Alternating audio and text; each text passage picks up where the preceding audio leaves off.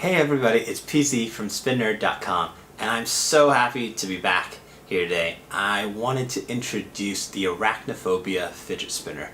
This has been designed by architect Max Choi in Australia in collaboration with me over here in California. And we've been working on it for a while now, and so I wanted to be able to take you through all of it.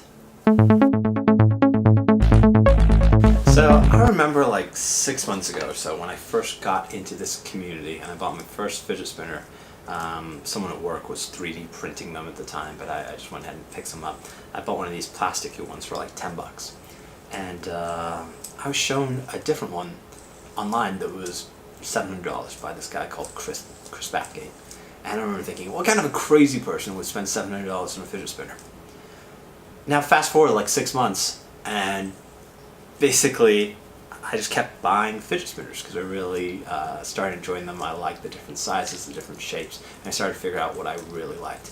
And one of the other things that I just kind of figured out was, well, the answer is kind of like, what crazy person would spend $700 on a fidget spinner? Well, I'm one of those crazy people.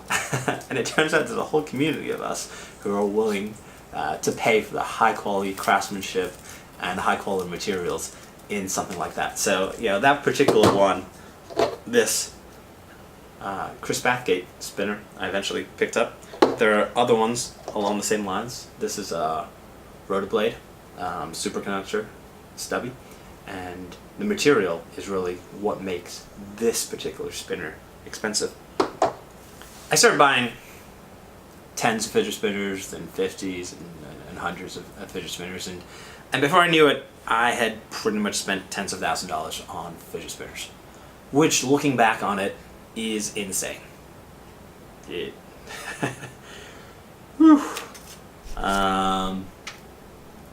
Well, the good news is that I spent the money and started figuring things out about what I liked and what I didn't like, and I started to really try to put that knowledge into something, you know, about what I thought would be an ideal fidget spinner for my needs. And that's really where the Arachnophobia came about. So as I started to think about the elements of what made a great fidget spinner to me, I started talking about it with Max, and oh hey, little pork chops in the background. This is Pork Chop, the mint bin. Sorry, got a little bit distracted there. I'm just going to leave him back there. He is about 2 years old, and he is a little pooping machine. And that's all I have to say. Pork Chop, you have anything to say for yourself? Nope. He's just gonna lay there and relax. Alright. Sorry. Where were we? So in thinking through the things that were most important to architect Max Choi and myself, we realized that it really came down to two things. First of all, it came down to comfort. And second, it came down to fidgetability. So I'm going to go through those one by one. So comfort. What do I mean by comfort? Well, you know, you look at the Arachnophobia and the edges are incredibly well rounded, so that no matter where you catch it, it's not going to really hurt your fingers. I think most spinners have done a good job of this nowadays, but some of the earlier spinners had a lot of what we call hotspots, which just means that, you know, if you catch in the wrong area, it's going to poke at your fingers, and it just might hurt your fingers a little bit more than you would expect. You know, this is, for example, true with, not to pick on Chris Bathgate here, but it's certainly true with his spinner. You catch it on the wrong area, and you stop with your finger, and it's going to hurt. You know, he's not the only one. You know, there have been a lot of designs. This is an AOC Higginbana, and same kind of thing. You catch it in the wrong place, it hurts.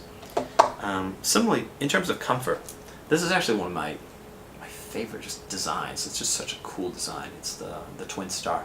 But if you spin this in one direction, it's fantastic, and if you spin it in the other direction, it has what I call a fishhook, which means your finger gets caught in here. And so we want to make sure there wasn't any of that kind of a fishhook. Even the stubby, as popular as it is, I feel like sometimes my fingers get caught in there, almost like a fishhook. So want to make it incredibly comfortable for you no matter where you caught it, it'd be very easy for you to kind of start the next spin. But almost as important as comfort is to me is just fidgetability. I found out that I'm really just a fidgeter. I think that there are people in this community who love the long spin times. You know, they enjoy just putting the best bearing they can on it and just kind of seeing it spin for a long time, watching it go for as long as possible. But for me, I find that it's very rare when I'm not touching the spinner every few seconds. It's probably every 2 to 3 seconds. So every 2 to 3 seconds, I'm touching the spinner again. So for me, I don't really care so much about long spin time as I care about fidgetability. And what I mean by fidgetability is that when I stop it, can I easily restart it again? Is it easy for me to turn it into a flick? Is it easy for me to turn it into a pull? And I think the Arachnophobia certainly does that. So no matter where you catch it, you can easily load it up for your next spin. Similarly, if you are a flicker, you can easily do that as well. So when I talk about comfort, usually I am talking about the body, but obviously you want a body that has no hot spots, that is easy to catch, that has no fish hooks, that is just comfortable all around. But just as important as the body, and what is often overlooked by a lot of manufacturers, are the buttons. The buttons are what you hold on to. They are the piece that you grab all the time. And for so many makers, the buttons are an afterthought. And so I wanted to make the most comfortable buttons possible. Oh man, I hope this doesn't make it so I can't buy any more Rotoblade products, because I really like Rotoblade. But they kind of have terrible buttons. Sorry. The buttons are they're incredibly simple. There's this tiny little raised lip that you're meant to get your grip from, but really offers very little grip. And it's just this very kind of flat surface. Not a great button. And I'll contrast that with the zero feed buttons because there's depth in the zero feed buttons. They're very comfortable to hold on to. They allow your fingers to kind of get into this button, and then they don't move as a result. Once your fingers are in there, it's very unlikely for them to move. Again, the Rotoblade buttons, it's very easy for your fingers to kind of slip around in them. And so I want to make sure that, my fingers didn't slip around. Man, I feel terrible because this is not a great way to describe how I figured out what buttons I liked, but I don't know any other way to do it. It's to really kind of highlight what I didn't like in existing buttons that I owned. Here's another one, the Medieval Metals button. This button is Hotspot City. The button extends outside of the body of the spinner, and so as a result, because it has these little sharp edges, you can catch your fingers in this button when you're trying to spin it.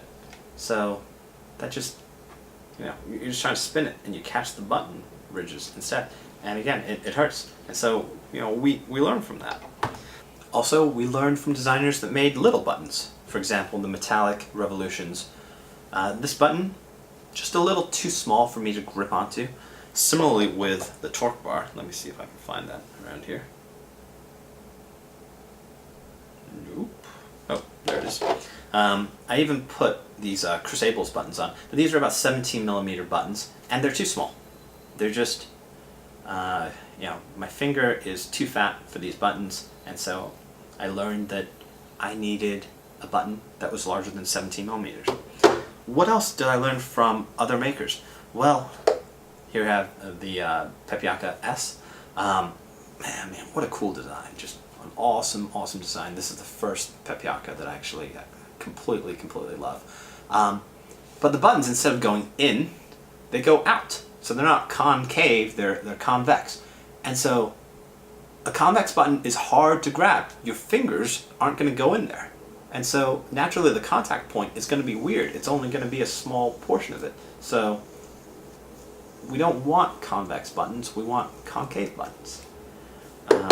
Same thing with the B. So again, just what a cool design. But where your fingers touch, if you have a little convex button, it's only going to touch a little bit of it, and it's just not going to be quite as comfortable. So we took all those lessons, and we thought long and hard about the buttons. So here I present to you the arachnid button. And so you can see that I call these deep dish concave buttons with a slight grip on the outside. And obviously I'm like incredibly biased here, but they are my favorite buttons. Because your fingers just naturally go inside them. They go inside and then they don't move. So once they're in, don't move. And really, I mean, that's it, actually. There's not that much to it. But that makes them very, very comfortable. So, at the end of the day, the two things most important to me, comfort, visibility. That comfort extends to the buttons, and it's incredibly important for me. So, you probably are tired of hearing me yammer on now about all these other spinners, and you want to hear more about the Arachnophobia itself. So, without further ado, let me tell you about how it's put together and what you get inside the box. So it turns out that other than playing with fidget spinners, I really have very few skills that really apply to this whole arena. I work a job in finance on a computer, and I have no design skills and I have no machining skills. And so that's where the genius of Max Troy came in, and with his architectural skills, he was able to design this together. But in terms of finding a machinist, that took a while because, again, I can't do anything at all. It's pretty sad, I guess. But anyway, so we found a group to make these bodies for us. So let me show you. This is actually how they come to us. So here's the body. So basically what happens is I get the bodies, I get bearings separately, and actually this bearing you may recognize. It's a one-drop bearing. One-drop is a pretty famous yo-yo maker, and they're known for having these very silent, very smooth bearings. So you get a bearing, a bearing retention system. So basically this little bearing retainer ring, and I have this little tool here to allow me to screw it in. So essentially on the first batch, they will all be assembled like this by yours truly over here in Los Angeles. I had no idea how much work this was going to be when I first signed up for it, because I am incredibly slow doing this. But as you can see, you know, it's not too bad. All right, so we're going to put this in. But you can see that's about all it takes to change in a bearing. So it's going to come with a one-drop bearing, but it's also going to come with an extra bearing, because if you're like me, maybe you like smooth and silent spins. There's some people that want more feedback in their spins. So, you know, your box is going to come with this little extra bearing, and so this extra bearing will be a stainless steel bearing.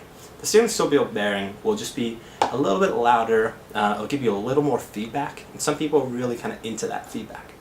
So let me just finish the assembly of this guy. So I'm going to put the button on, and let's just see how it spins.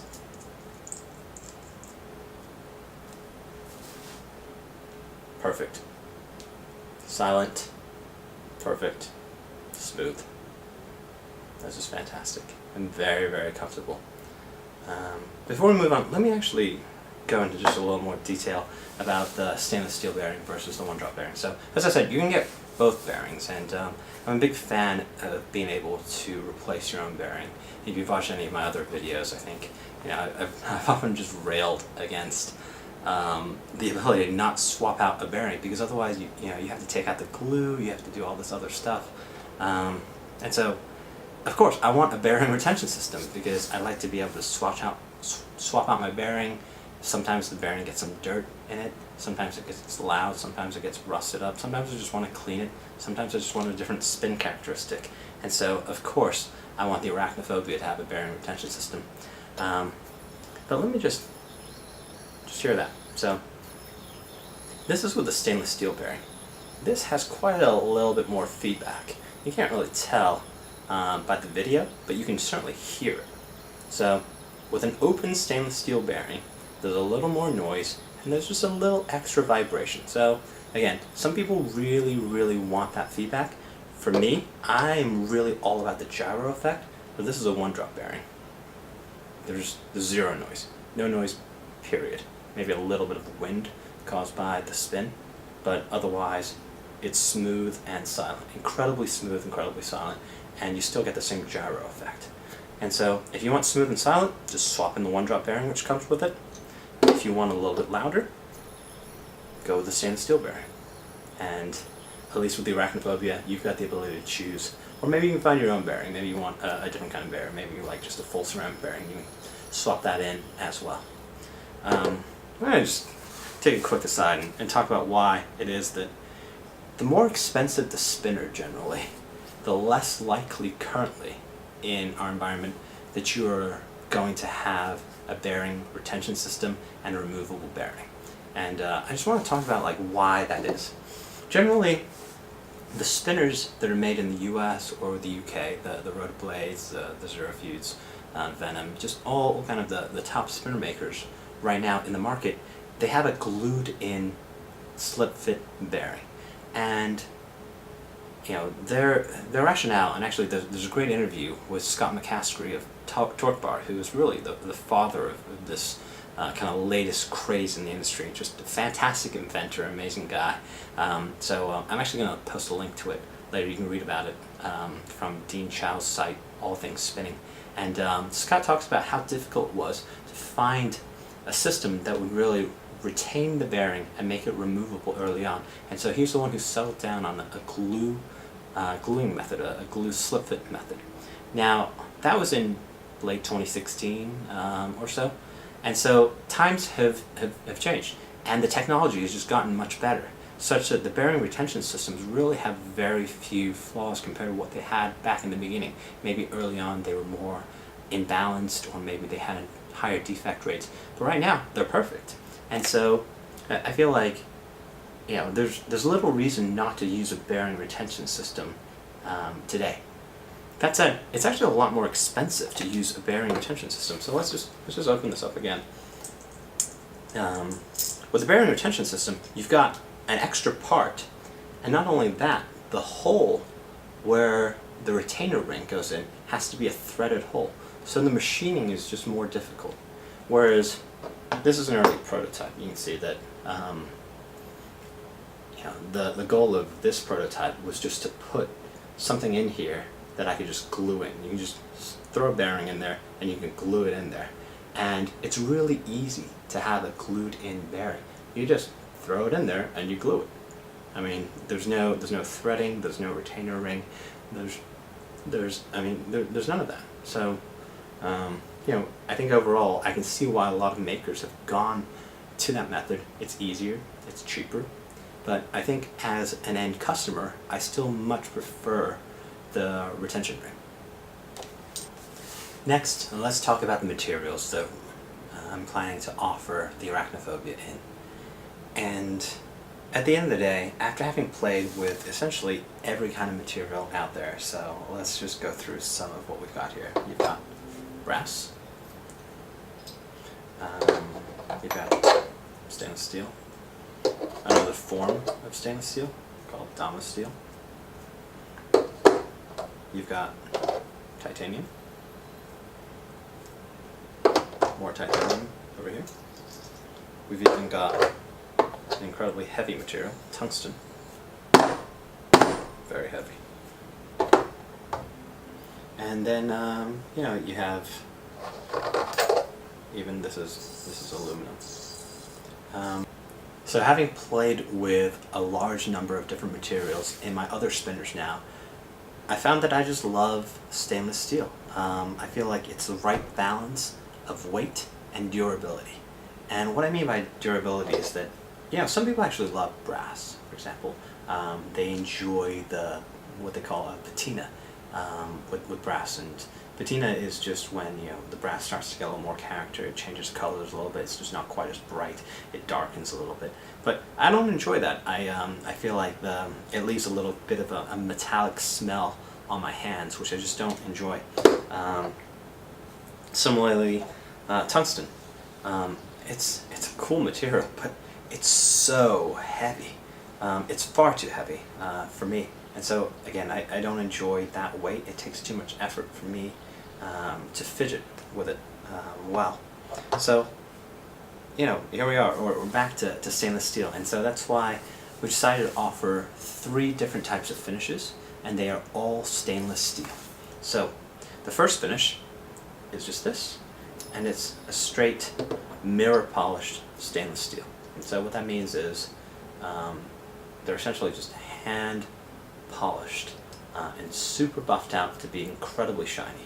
Unfortunately, it means your fingerprints are going to get all over it, but as long as your fingerprints aren't over it, it just looks incredibly shiny, incredibly eye-catching, very nice. The next finish we're offering is this, which is a satin media blasted stainless steel. So at the core, it's still a stainless steel, but it's been media blasted to give it its kind of extra kind of silvery color. Finally, we have the matte black stainless steel. Again, just a very nice, very dark matte black, and it's still got the same weight, same density, same characteristics as the other stainless steel, but it's black. So for the first run, we're offering it in just these 3 colors. So stay tuned for all the details on the availability about the Arachnophobia. We've got a very special distribution partner who's going to be helping me ship a lot of these guys out in the coming week or 2. That said, in the meantime, if you have questions, please find me on Facebook, on SpinSpace, on SpinNerd.com, and I'll try and get back to you with your questions. That said, just realize I work a full-time job in finance. Max works full-time as an architect, and we are absolutely just doing this as a labor of love. I am pretty sure that were we to actually form a company, we might as well just form it as a non-profit, because certainly we're in it just to create things that we love more than actually run a real business. So thank you so much for sticking through watching this video. I hope you enjoyed the Arachnophobia as much as we have enjoyed making it. Until next time, take care.